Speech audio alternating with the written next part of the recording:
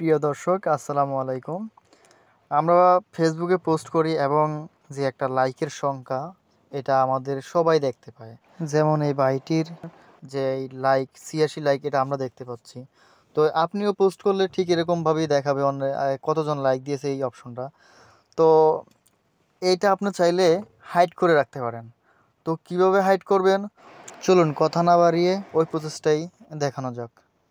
প্রথমে আপনি চলে আসবেন এই যে থ্রি লাইনসে, এই থ্রি লাইনসে ক্লিক করার পরে এরপরে একটু নিচে চলে আসবেন সেটিং অ্যান্ড প্রাইভেসি, এখানে ক্লিক করবেন।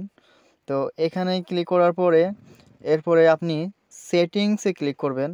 সেটিংসে ক্লিক করার পরে একটু নিচে চলে আসবেন, একটু নিচে আসবেন। নিচে আসার পরে এই রিঅ্যাকশন পারফরম্যান্স এরকম একটা অপশন পাবেন। তো জাস্ট এখানে একটা ক্লিক করে দিবেন। এখানে ক্লিক করার পরে এরপরে আপনার সামনে দুইটা অপশন চালু হবে। তো এখানে উপরেরটা হচ্ছে যে on other people post and reels, মানে অন্যেরা পোস্ট করলে জাস্ট আপনি ওদের লাইক কমেন্ট দেখতে পাবেন না।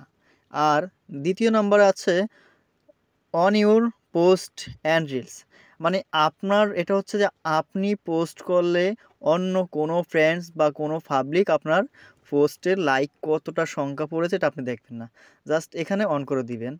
এটা অন করে দিলেই এখন হচ্ছে যে আপনি যত ধরনের পোস্ট করবেন কতটা লাইক পড়েছে এটা কেউ দেখতে পাবে না, শুধু একমাত্র আপনিই দেখতে পাবেন। তো আজকের ভিডিওটা এই পর্যন্তই, দেখা হবে অন্য কোনো ভিডিওতে। তো ভালো থাকেন। আর যদি ভিডিওটা আপনার ভালো লাগে অবশ্যই একটি লাইক করে যাবেন এবং কোন টপিকের ভিডিও চান এটা কমেন্ট করে যাবেন।